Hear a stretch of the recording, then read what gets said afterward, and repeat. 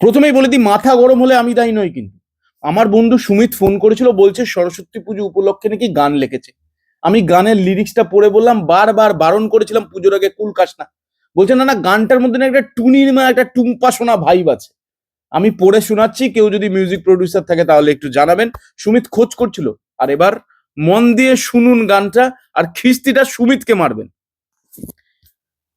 বাবার বিয়ায় নাচতে গিয়া হইলাম আমি খোড়া, 5 দিন যাইতেই বুঝি মা নয় কো সাক্ষাৎ জল ঢোড়া।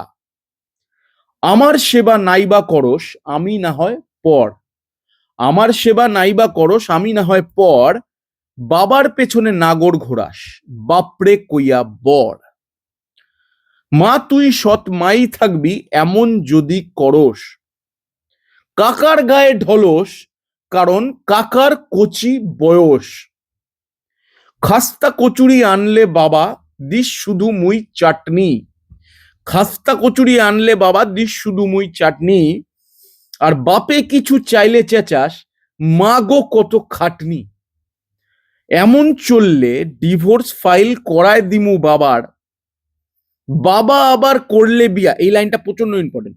বাবা আবার করলে বিয়া, হুলায় নাচবো আবার। এ শালার নাচ শেষ হয় না বাবার বিয়েতে। নমস্কার।